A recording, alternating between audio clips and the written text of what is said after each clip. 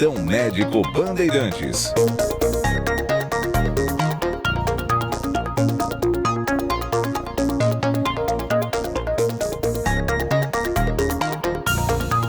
Dez e 4 já aqui abrindo então o nosso Plantão Médico Bandeirantes de hoje. Não vamos perder tempo porque o assunto é importante, recebendo aqui o doutor Roque Savioli. Tudo bem, doutor? Como vai? Seja muito bem-vindo, prazer enorme, hein? Opa, muito obrigado, viu? O prazer é meu estar com vocês aí na Rádio Bandeirantes e todos esses ouvintes aí no Brasil, no mundo inteiro, né? Hoje a gente passa qualquer tipo de fronteira, não é verdade? Isso aí, com as nossas transmissões aqui por imagens, no aplicativo, né? Ouvinte em todo o mundo pode conectar aqui, participar e, claro, tirar as dúvidas, né? E com quem entende do riscado, que é o nosso convidado de hoje, o Dr. Roque Savioli. E convidamos o doutor justamente para falar sobre o Dia do Coração e os cuidados que precisamos ter. Quantos cuidados, hein, doutor? Você sabe que eu estava lendo aqui que 7 das 10 principais causas de morte no mundo são cardiovasculares, é isso mesmo? A primeira causa de morte do mundo inteiro é a doença cardiovascular, inclusive entre mulheres, porque as mulheres se preocupam muito com o lado ginecológico, né, com câncer de mama, de ovário, coisa assim. Mas o que mais mata mulher e homem no mundo inteiro é a doença cardiovascular. Doença cardiovascular, para a gente saber o que é infarto, acidente vascular cerebral, que eu chamava de derrame, né? E as doenças arteriais periféricas. Então, isso constitui a maior preocupação da medicina, sempre constituiu, e hoje, cada dia que passa, mais ainda, né? E a gente tem que atuar na prevenção dessas doenças, isso que é o mais importante. Que a parte curativa evoluiu muito, você não imagina, eu tenho quase 50 anos de formado. Eu trabalho no Instituto do Coração da Faculdade de Medicina da USP há 45, 6 anos, já perdi até a conta, 46 anos. E a gente sabe que a terapia evoluiu muito, né? Hoje, com a tecnologia, a gente consegue reduzir em muito a mortalidade por doença, por infarto, por AVC. Mas a incidência continua ainda, sabe? Houve uma caída das doenças, diminuiu a incidência, mas ainda continua preocupante, principalmente entre as mulheres, porque antigamente achava que infarto era coisa de homem, infarto era coisa de homem e de mulher de mais idade. Hoje não. O infarto tanto pode dar em um no outro, e hoje está dando mais, está dando com maior frequência nas mulheres entre 50, 40, 50, 55 anos. Mas por então, quê? Isso é preocupante. Porque são várias razões. Primeira razão é que a mulher, do ponto de vista psicológico, né, a mulher hoje, ela assumiu muitas responsabilidades que antes eram masculinas, né? Então, a mulher hoje é dona de casa, gerencia o lar, gerencia o trabalho, tá? Gerencia o matrimônio, que é extremamente importante. E a gente sabe que hoje as causas de estresse que levam à doença cardiovascular são muitas, inclusive o estresse marital. Você sabe, Danilo, que hoje o estresse conjugal, a relação marido-mulher, é uma das causas importantes para a doença cardiovascular. E a gente tem que assumir tudo isso. Então, eu estou dizendo para você as causas psicológicas, que nós chamamos de psicossomáticas, que é angústia, depressão, ansiedade, síndrome do pânico, coisa que depois da pandemia, aumentou barbaridade, né? E segundo, a gente tem que pensar nas coisas que nos fatores de risco que a gente pode mudar, mexer, por exemplo, aumento do colesterol no sangue, obesidade, hipertensão, tabagismo, diabetes. São 5 fatores que a gente pode mudar, além de alimentação e exercício. Para você ter uma ideia, hoje a gente considera, quando eu falo a gente, a ciência considera a alimentação e o exercício físico como fatores importantíssimos para você prevenir as doenças cardiovasculares. Então, e não existe idade para você começar a fazer exercício, não existe idade para você começar a mudar a sua alimentação, sabe? Sempre é hora de você mudar seu estilo de vida. O estilo de vida é um dos fatores mais importantes. Tá? Eu me detenho nesse assunto E, inclusive, com relação ao envelhecimento, eu trabalho na unidade de cardiogeriatria do INCOR, eu sou médico assistente lá nesse setor. E a gente se preocupa muito com o envelhecimento, né? E os fatores importantes do envelhecimento é isso, olha, você planta hoje o que você vai colher amanhã. Eu sempre pergunto para os meus pacientes e para os alunos, né? Como é que vocês pretendem, né, viver daqui 20 anos? O que vocês esperam? Como é que vocês vão estar daqui 20 anos? Então, tudo vai depender de como você está fazendo hoje. Então, se você quer ter uma vida ativa, se você quiser ter mobilidade, viver como lá os super centenários das Blue Zones vivem, né? Você tem que ter uma vida ativa, você tem que ter alimentação. Então, isso que eu insisto muito com meus pacientes, pra você ter ideia, eu tenho um workshop que eu vou lançar semana que vem, até foi bem providencial essa entrevista hoje. É um workshop que eu vou fazer pela internet, que é gratuito, chama-se Rejuvenesça, realmente focando os pilares do envelhecimento precoce, né? Então, é mais ou menos isso. Mas, doutor, ainda falando sobre os hábitos, pegando o gancho aí, os hábitos, né? Sempre surge a dúvida aqui dos nossos ouvintes, se podemos, por exemplo, recuperar o tempo perdido, né? Isso é, uma pessoa que foi sedentária uma vida toda, passou ali 15, 10, 20, 30, 40 anos se alimentando mal, não praticando nenhuma atividade, viveu todo esse tempo com sobrepeso ou com obesidade, mudando os hábitos, incorporando, não é, ali no dia a dia a prática de exercícios, uma alimentação balanceada, é possível reverter o quadro ou o estrago está feito, o coração já foi ali comprometido, hein? Não, veja bem, não existe momento para você mudar o estilo de vida. Tem muitos estudos mostrando isso, né, que a partir do momento que você muda seu estilo de vida, você já tem uma redução importante da chance da mortalidade, principalmente cardiovascular. Então não tem momento, não existe momento. E você pode, a gente pode retardar esse envelhecimento precoce a partir do momento que a gente começa. Não interessa se você tem 50, 60, 70, 80, não interessa. Veja, tem uma pesquisa que mostra, veja só, Danilo, uma coisa recente isso, dizendo o seguinte, que 80% das nossas, do que vai acontecer em termos de envelhecimento, de doenças, de tudo, acontecem por conta de estilo de vida. Até os 80 anos de idade. Tá? Então, até os 80 anos de idade, se você mudar o estilo de vida, você vai conseguir ter um sucesso maior. Após os 80 anos, 20% vai se dever absolutamente à genética. Então, essa história de dizer, olha, que minha família tem isso, aquilo, eu já tenho, porque eu herdei dos meus pais, os genes, isso. Não, isso só funciona depois dos 80 anos. Quer dizer, se você consegue chegar até os 80, aí tudo bem, aí vai valer a genética. Tá? Se você tem a genética de cara com... Eu tenho paciente no consultório com 106 anos de idade. Tá? Agora, então o que eu falo, 80%, isso são pesquisas feitas por Harvard e tudo desse nível. Então, 80% se deve absolutamente à mudança do estilo de vida. Então, não tem época para começar. Mas é questão hereditária, então, né, doutor? Claro que você já explicou aqui, não é? Mas uma pessoa que tem um paciente que tem o histórico familiar, ele deve se preocupar mais ou menos do que uma pessoa que não tem ali nenhum histórico ou não?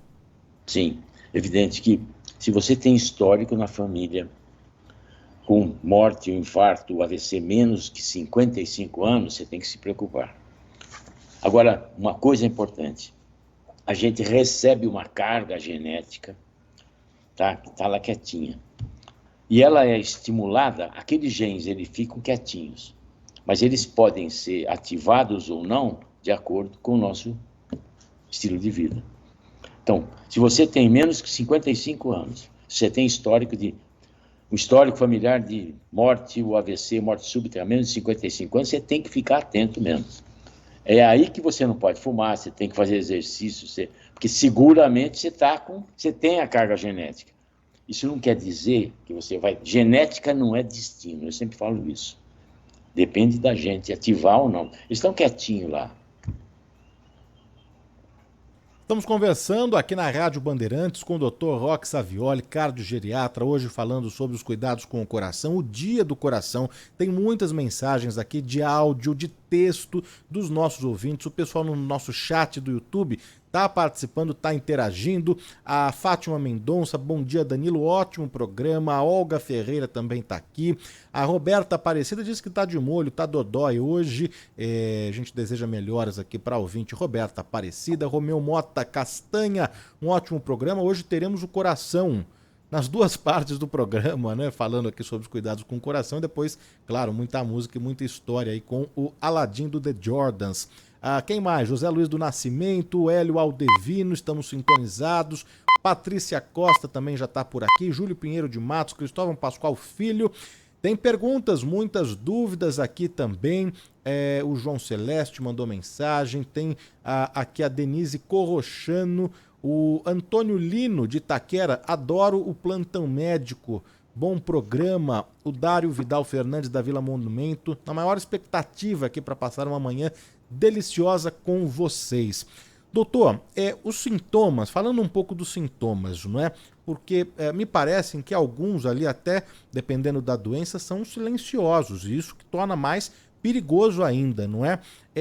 Existe ali um indicativo, um sinal de que algo de errado está acontecendo ali com o coração desse paciente? Um cansaço já é motivo da gente se preocupar, uma fadiga, uma tosse, uma dor no peito, uma pressão, tudo isso é um sinal ou não? Os sinais são até mais discretos ou silenciosos em alguns casos? Olha, veja bem, o que é clássico, que é normal, habitual, é o sujeito começar a sentir uma dor, um aperto no peito. É um aperto mesmo. Está andando, aperta o peito, pode sentir o braço formigar, isso aí desaparece quando ele para o exercício, está andando, está parando.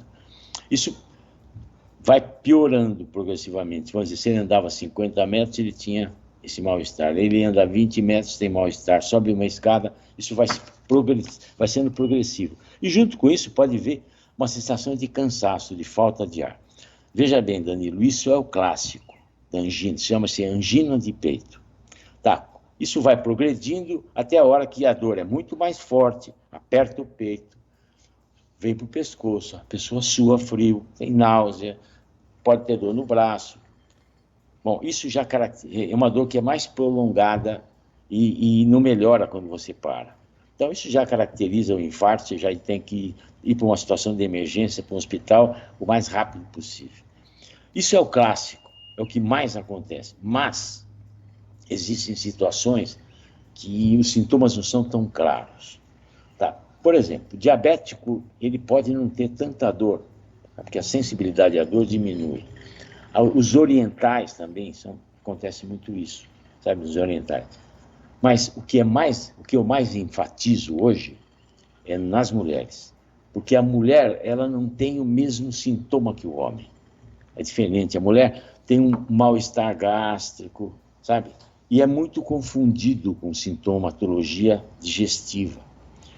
Tá? Essa é a grande preocupação. Olha, eu me preocupo muito com esse lado do coração da mulher, inclusive eu tenho um livro escrito, Um Coração de Mulher, eu tenho vários livros, né? Porque a gente está observando que os infartos em mulheres estão sendo mais precoces e com sintomas que enganam.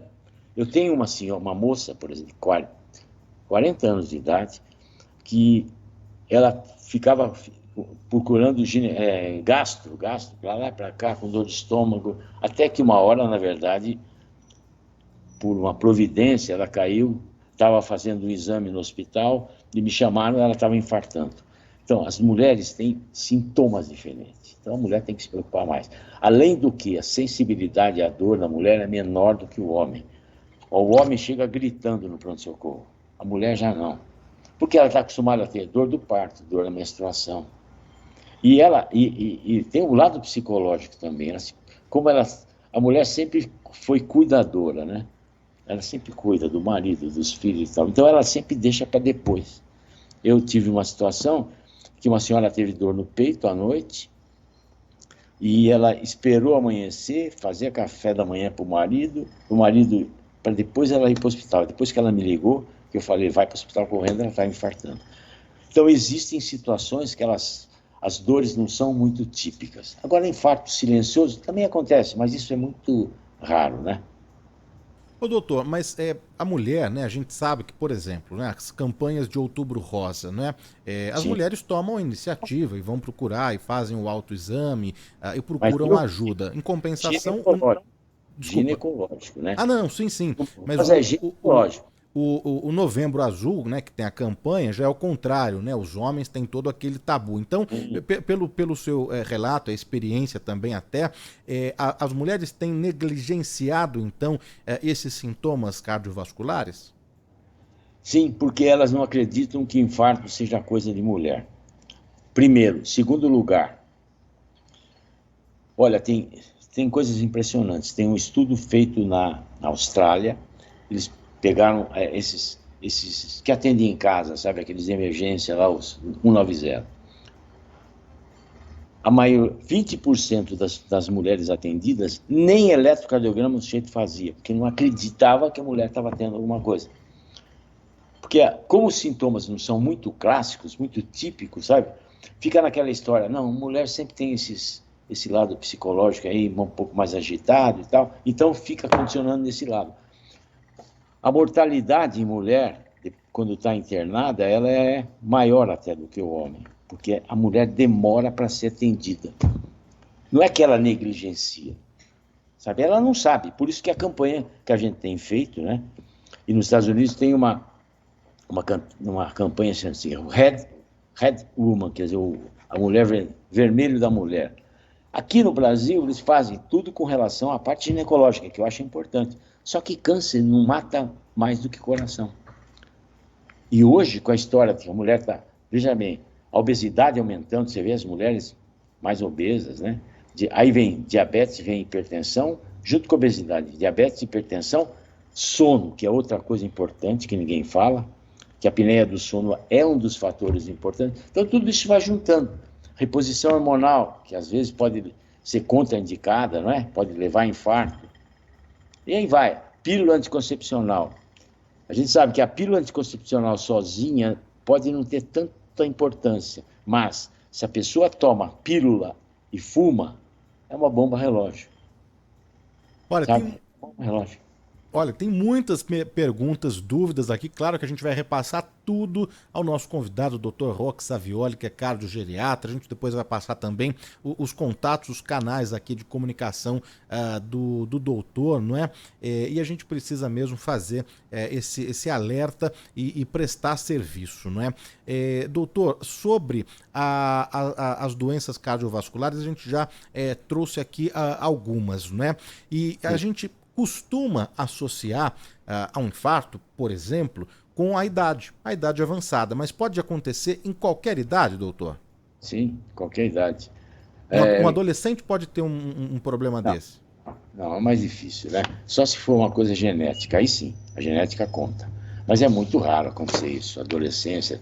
A gente fala tudo a partir dos 40 anos. 40 né? anos. Mais ou menos 40, por aí. Depende muito da história, por exemplo, da família. Tem uma situação que chama-se hipercolesterolemia familiar. Tá? É o sujeito que nasce com um defeito genético, onde o colesterol é muito elevadíssimo. Tá? Isso sim, isso pode levar a infarto em jovens e tudo mais. Mas é muito difícil, é muito raro isso, não é tão frequente não. Mas então, quais exames, né, já que a gente vai agora também entrar na prevenção, nos cuidados, quais exames básicos ali, porque claro, se o médico encontrar alguma coisa, ele vai prescrever, indicar outros, né? Quais exames, então, que um paciente precisa fazer para fazer essa análise dessa área aí cardíaca? Não, veja bem, primeiro você tem que fazer uma avaliação dos fatores de risco. Primeiro, colesterol alto, tá? Então você vai fazer exame para ver se tem colesterol elevado. Segundo, hipertensão arterial. Quer dizer, medir os níveis de pressão arterial. Após os 40 anos, é muito importante que a pessoa faça o nível de colesterol, e não é só o colesterol total. O colesterol total é a soma das frações, que tem o colesterol bom, que é o HDL colesterol, tem o colesterol ruim, que é o LDL colesterol. e tem o não HDL colesterol. São as frações. Então você tem que ver se está num valor muito acima do preconizado, dependendo do risco da pessoa, a gente tem que dar remédio, não tem que dar remédio. O exercício só ajuda, a alimentação só ajuda, mas o aumento do colesterol, tá? O colesterol, somente 20% que tem no sangue vem da alimentação. 80% é produzido pelo organismo. Por isso, se a pessoa tem o colesterol elevado e tem uma dieta regular, certinha, direitinha, faz exercício, isso é genético. Então, ele tem que tomar um remédio para baixar esse colesterol. Senão, o risco de ter infarto é 4 vezes maior do que o cara que não tem. Tudo bem. Pressão alta, mesma coisa. Pressão alta, essa chamada assassina silenciosa. Porque ela, na grande maioria dos casos, não tem sintoma. Às vezes o primeiro sintoma já é uma complicação. Então tem que medir a pressão arterial com jeito, com cuidado, tem toda uma metodologia para medir, não é só ir botando o braço e medindo, tá? Segundo, o diabetes. Então você tem que medir os níveis de glicose do sangue, tá? Então a glicose de jejum, a glicose chama-se hemoglobina glicada, que é uma coisa interessante, Danilo. O sujeito vai e mede a glicemia de jejum, só que ele faz um regime a semana inteirinha, não come nada, vai fazer a glicose, dá normal. Tá? Só que tem um outro exame que a gente mede os 3 meses anteriores de glicemia, que chama-se hemoglobina glicada. Então, isso vai me dar uma média do comportamento dessa pessoa. Então, não adianta, às vezes o cara faz regime antes de fazer o exame de glicemia, só que o anterior, os 3 meses a gente pega. Então, hemoglobina glicada. Muito bom. A gente tem que ver a parte do coração em si. Tem que fazer um teste ergométrico, tá? Um teste de esteira, se a pessoa consegue. Os mais idosos não conseguem correr na esteira, então a gente tem que fazer um outro exame que chama-se cintilografia miocárdica com dipyridamol, com provas farmacológicas. Então, aí você vai vendo. Com relação ao sono, tá? Se a pessoa ronca muito, se tem aquela parada de respirar à noite, aquela apneia que chama, então tem que fazer um exame, chama-se polissonografia. E assim vai. Mas, na verdade, o check-up cardiológico tem que ser personalizado. Tá? Não adianta você puxar uma lista e fazer um monte de exame. Tem que ser individualizado. Tá? Então, e daí você detecta se o cara tem obeso ou não. Existe uma medida que pode ser feita em casa, pelos ouvintes tranquilamente, que chama-se medida da cintura. Tá? Então você pega uma fita métrica, põe ao nível do umbigo e mede a cintura. Tá? Valores até 88 em mulher e acima de 104 em homem, já são, acima de 88 em mulher, acima de 104 em homem, já são valores que indicam que o risco cardiovascular está alto. Então você pode fazer em casa, medir a sua cintura, tá, abdominal ao nível do umbigo. Tá, tudo bem. Hipertensão, colesterol, cigarro, por exemplo, você não pode, tem que parar de fumar. E se você convive com uma pessoa que fuma na sua casa, o seu risco de ter uma doença cardiovascular aumenta em 10 a 20%, comparando com aqueles que não convivem com pessoas que fumam. Então, são esses detalhes que a gente tem que ver. O homem tem que fazer um PSA, né, que é para a gente ver o nível da próstata, como está. E tem hemograma, os exames comuns, mas basicamente é um teste de esforço e os exames de laboratório. Isso já orienta um pouquinho. Mas, como eu falei, é muito individualizado, depende da pessoa, sabe? Cada um faz a gente faz os exames direcionados para cada pessoa. Vejam só a importância, né, da gente trazer, né, um especialista mesmo para falar do assunto, porque a Rosimeire Silva, nosso ouvinte, mandou aqui uma mensagem pelo nosso WhatsApp. Bom dia, excelente entrevista. Não sabia que nós mulheres estávamos ali num risco tão grave. Eu cuido do meu coração. Que bom aí, Rosimeire dando o exemplo, né? Muitos aqui no nosso chat do YouTube perguntando, é a pergunta do Eurides Machado, é também a pergunta da ouvinte, preciso achar aqui, Bom, eu vou achar aqui, mas é a mesma pergunta dos dois, né? A gente já atende aqui os dois, que é a cintilografia cardíaca. Acho que o doutor deu uma pincelada aí nesse exame, não, doutor? Sim, é um exame que você associa o teste ergométrico comum, da esteira, ou uma prova farmacológica, você injeta uma substância, e você injeta uma substância radioativa, que é um marcador, ele vai entrar dentro da célula cardíaca. Então ele mede a perfusão, a possibilidade do sangue entrar na célula. Se tiver uma obstrução, você vai ter um marcador. Então é um exame que é importante, e ele é muito mais sensível do que o teste ergométrico comum, né? Mas, como todos os exames, tem uma limitação, né? Todos os exames que a gente faz são exames complementares, complementam uma história física, um raciocínio, uma hipótese diagnóstica, entendeu? Não adianta o cara ficar fazendo exame sem você ter uma ideia de por que você está pedindo o exame. Entendeu? Então, se o sujeito tem uma dor que é sugestiva, eu estou dizendo para você, anda um pouquinho, para. Então, você vai fazer uma cintilografia para mapear esse lado. Entendeu? Então, Vai. Não, diga, por favor, doutor. Não, é dizendo que nenhum exame é 100%, né? Nenhum tem absolutamente certeza daquilo. Sempre o exame é direcionado pelo exame clínico, pela conversa, pelo bate-papo do médico. Para você ter uma ideia, Danilo, olha, 70% das pessoas que chegam no consultório queixando de dor no peito, tá? Aquilo não é cardiológico. É o coração emocional que sofre, não é o coração físico. Então veja só como é muito importante essa conversa do médico com o paciente, né? Para você entender aquilo que está... Para não ficar fazendo exame de cara, entendeu? Mandar um abraço aqui por Sérgio Roberto, Luciano Malheiros, a Maria Fátima, a Odélia Vido, a Ana Maria Moraes de Santos, a Loreta Bellini, que disse que o único sofrimento dela aí é com o Timão. Se bem que o dela tá até ganhando, que não é o Timão do Corinthians. Ela se refere aí ao Palmeiras dela como grande time aí do coração. Outro dia até mandou aqui pra gente uma foto. Ela tá metida, viu, doutor? Mandou uma foto aqui com a Leila Pereira. Nosso ouvinte só dividindo o jatinho aí com a Leila Pereira, a Loreta Bellini do bairro de Santana, acompanhando aqui atentamente as dicas do Dr. Roque Savioli. A Fátima Aquino também tá aqui anotando tudo. A Mirtes mandou no nosso chat do YouTube, médico maravilhoso, responde tudo diretamente, fala de um jeito claro para leigos, excelente a entrevista. A Rosaura Melo também tá adorando, esclarecedor. Ricardo Francesco, ótimo programa. E claro, a gente precisa aqui atender as diversas mensagens e dúvidas, perguntas que chegam de áudio. A gente vai começar aqui a atender então aos nossos ouvintes. Vamos lá, a primeira que chega aqui. Bom dia, Danilo. Bom dia, doutor Roberta de Iguaçu. Meu pai fez cirurgia.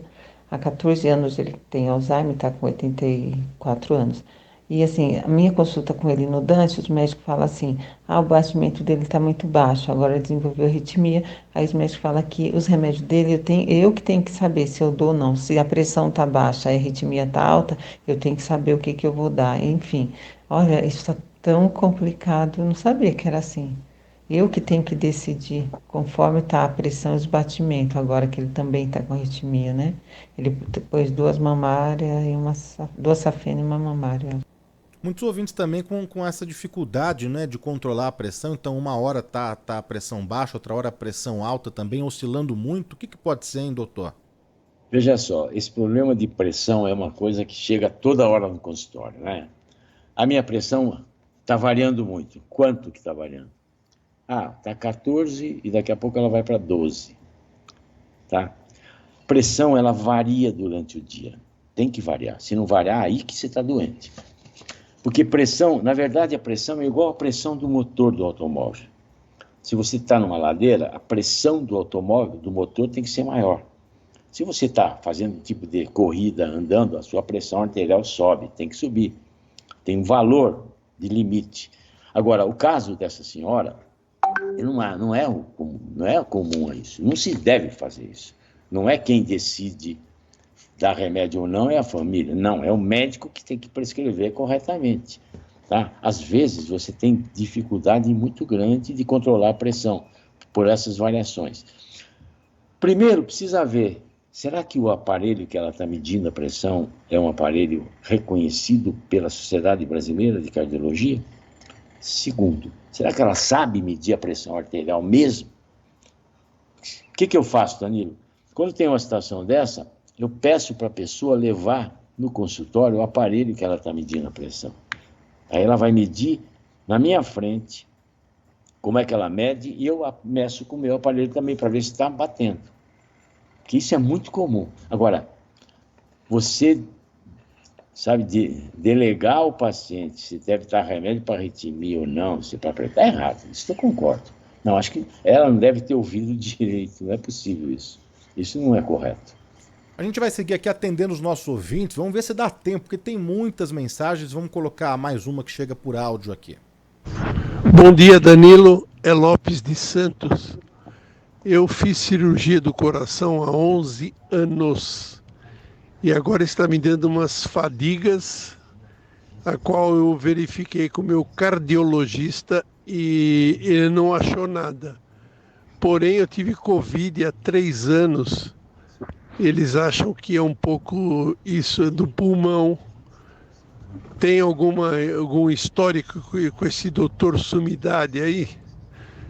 Esse doutor é uma sumidade. Desde que eu operei o coração, eu conheço. Um abraço. Bom, veja bem, operou o coração há 11 anos. Tem que ter avaliação periódica para ver que situação estão essas pontes.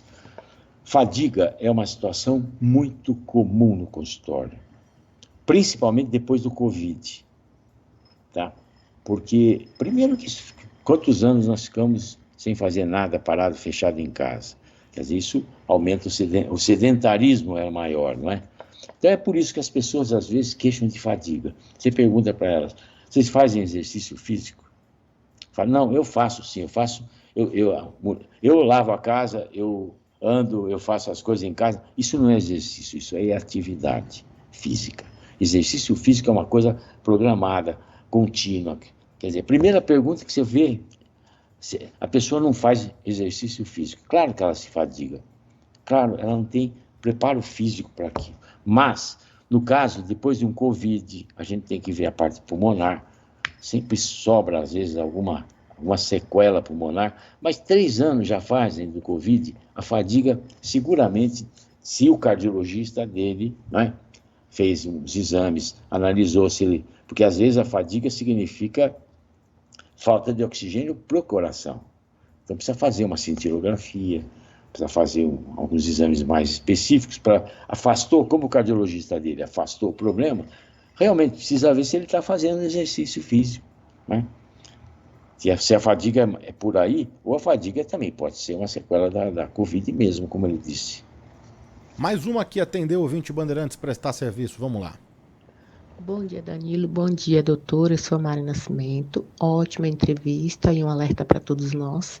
Eu tenho 59 anos, eu tenho desvio de septo e eu tenho a apneia do sono. E no momento em que eu acordo assim, o coração acelera muito e depois ele normaliza.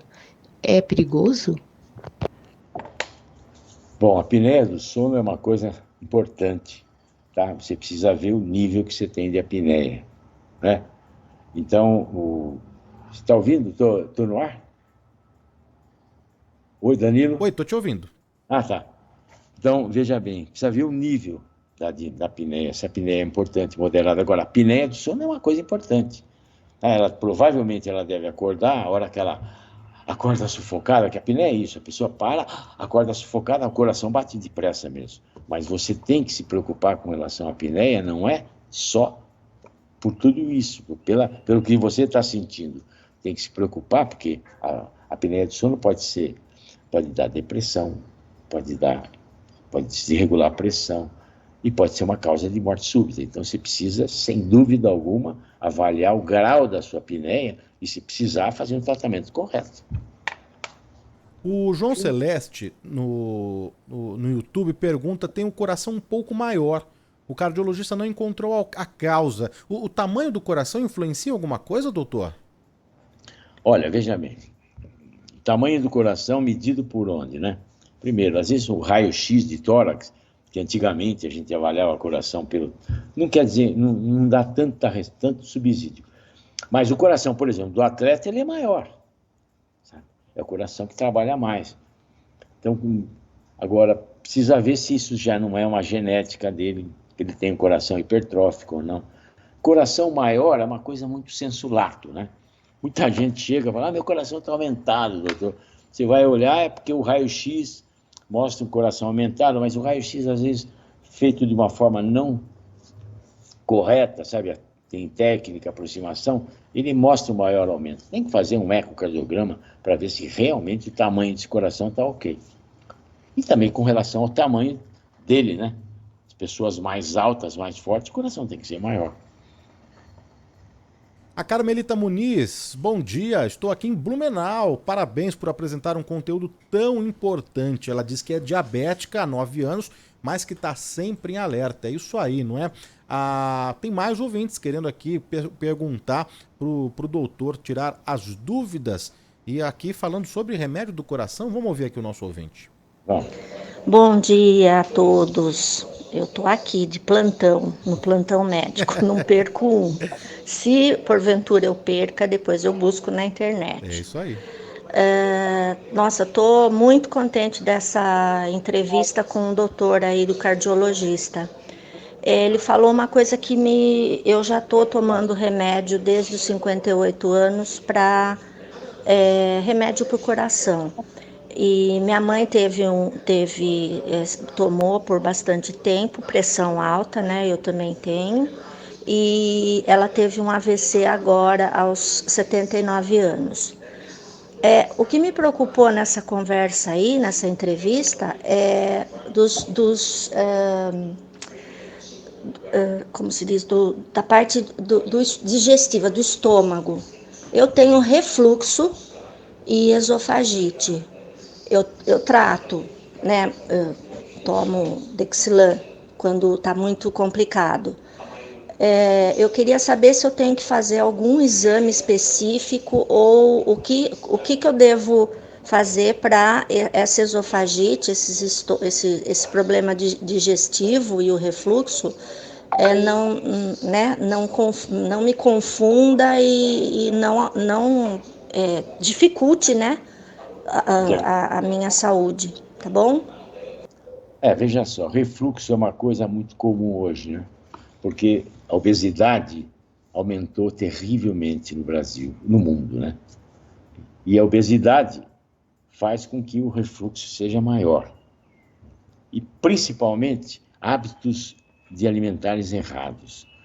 Por exemplo, à noite você não pode comer, depois das 5 horas da tarde, você não pode comer muita coisa volumosa, porque você vai deitar, vai voltar tudo aquilo. E primeira coisa para a pessoa que tem refluxo é mudar a alimentação. Tá? Segundo lugar, reduzir a obesidade. Basicamente, aí já melhora muito o refluxo. Mas tem que tomar medicação como você toma, né? De uso regular, mas o importante é você reduzir. Não sei se você tem obesidade ou não, mas na verdade o grande problema maior se você reduzir o fator causal do refluxo, já melhora bastante e você vai se proteger. Mandar um abraço aqui pro Luiz Pisani, a Cecília Valverde, Thelma Roma, Luísa de Jesus Silva, Margarete Oda, Jefferson Vicente, todo mundo aqui sintonizado. Olha, dá tempo da gente colocar mais 2 mensagens de áudio aqui, repassar aqui as perguntas dos nossos ouvintes pro doutor Roque Savioli. Vamos lá, mais uma aqui, rodou. Bom dia, amigos da Rádio Bandeirantes. Aqui é o Vipaldo de Santos, litoral de São Paulo. Eu gostaria de saber do doutor. Em junho de 2019 eu desmaiei. Em agosto de 2019 eu fiz o exame de cintilografia do miocárdio. Deu uma pequena alteração, arritmia. Eu tenho que repetir esse exame agora? Eu posso? Doutor, só ampliando aqui um pouco, né, a pergunta do nosso ouvinte, para a gente conseguir atender também a todos os outros, né? Então, já que o ouvinte perguntou de exame, esse acompanhamento é legal o quê? Anual? Não, esse exame não precisa fazer todo ano, não. E outros? Olha, no caso dele, por exemplo, o check-up é anual, sim, exame de laboratório, tá? Um teste de esteira, isso é importante. Mas o caso dele, por exemplo, se desmaiou, síncope, fez um exame que deu arritmia durante o teste de esforço, deveria ter sido continuado a investigação. Tá? No caso dele, teria que fazer um Holter, o exame para você ver se essa arritmia se repete durante o dia. Agora, exames, 40 anos de idade, Danilo, tem que fazer laboratório, colesterol, triglicérides, ácido úrico, glicemia, ureia, creatinina, todos esses exames, tá? E tem que fazer o teste de esteira. Acima de 40 anos, os homens têm que fazer o PSA, tá? E se tem histórico de câncer, de próstata, tem que procurar o urologista para fazer um exame retal, não tem como. Isso é um tabu enorme, mas tem que fazer. Agora, um aspecto que eu deixei para falar agora no final, que a gente se preocupa com o homem, tem 3 dimensões. O ser humano é corpo, psiquismo e espírito.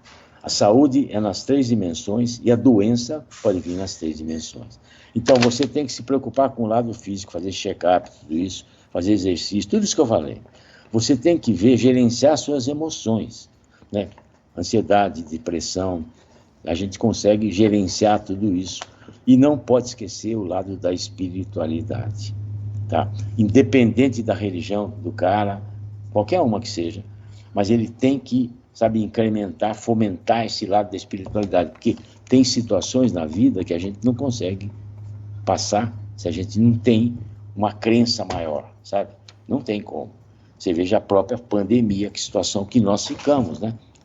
Você ficando em casa, preso, você ligava a televisão lá, um monte de cova lá, você lembra disso?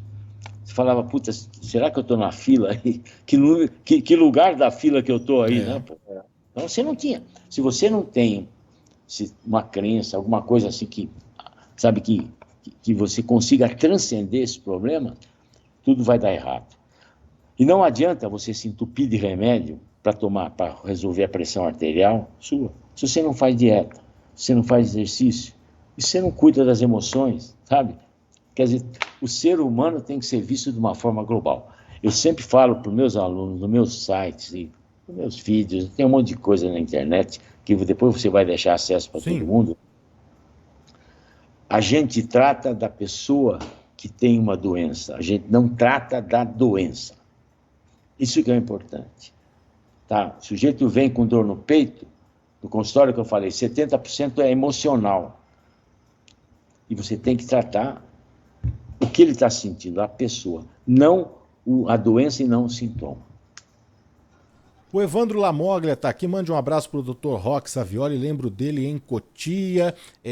A Cleusa Muniz de Santos, né? Tem aqui uma pergunta que já foi respondida, mas olha, até pegando aqui, viu, Cleusa, quem perdeu, né, ou começou a sintonizar depois ali, a entrevista completa, na íntegra, fica disponível no YouTube, né, youtube.com/Rádio Bandeirantes Oficial, tem lá a playlist do Bom e do Melhor, e também, quem preferir ali, até pela facilidade de áudio, tá no Spotify, no Deezer, no TuneIn, Apple Podcast, tá nos agregadores todos de podcast, aí é só áudio, então dá pra lavar a louça, dá pra dirigir, dá pra pedalar, dá pra fazer, ali tá na sala do médico, né, esperando, então é só pesquisar no Spotify ou qualquer outro agregador, do Bom e do Melhor, e vai ter ali só a entrevista, o recorte, só a entrevista com o Dr.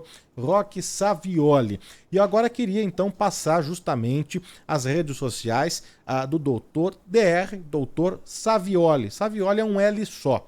Dr. Savioli é o Instagram do doutor, por lá tem o link, né, para o site, tem os contatos todos, tem o telefone, tem o endereço e tem também esse workshop que vai rolar nos dias 2 e 8 de outubro. É isso, doutor?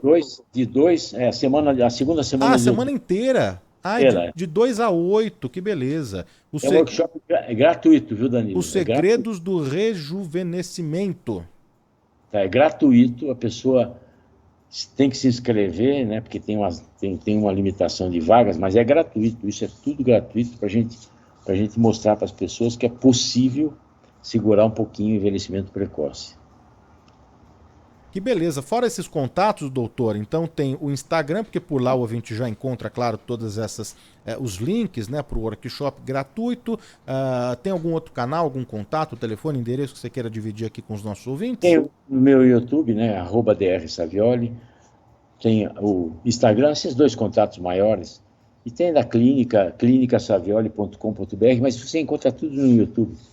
E eu convido as pessoas, então, para entrarem no meu Instagram, no meu YouTube, que tem muita informação que a gente passa, porque, veja bem, eu entrei nessa história de rede social, Danilo, isso dá trabalho, você sabe disso, dá muito trabalho, nossa, eu tenho consultório, tenho clínica, tenho trabalho no INCOR, quer dizer, mais uma coisa, porque eu vi muita coisa sendo falada errada, muito fake news na mídia, e o povo considera as informações relevantes, associa ao número de seguidores que tem no Instagram ou no YouTube. E não é bem ali, por aí. Então, porque eu vi muita coisa errada, eu achei melhor entrar nessa e estou fazendo esse workshop aí do Rejuvenesça.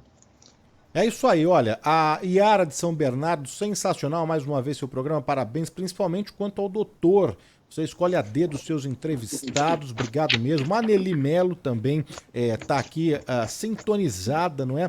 Doutor, eu só posso te agradecer aí pela atenção aqui com a Rádio Bandeirantes, pelos esclarecimentos. A gente vai com certeza se falar numa próxima aí, porque o assunto é longo e a gente precisa mesmo de pessoas que entendem, não é? Que possam passar com propriedade aqui para os nossos ouvintes todos os cuidados, a prevenção, o tratamento, falar tudo direitinho. Obrigado, viu? Bom final de semana, obrigado mesmo pela atenção aqui com a Rádio Bandeirantes. Muito obrigado, tá? E boa tarde e até a próxima, se Deus quiser, né? Só seguir DR Savioli no Instagram e lá tem também todos os contatos. Doutor, obrigado, até uma próxima. A gente vai seguir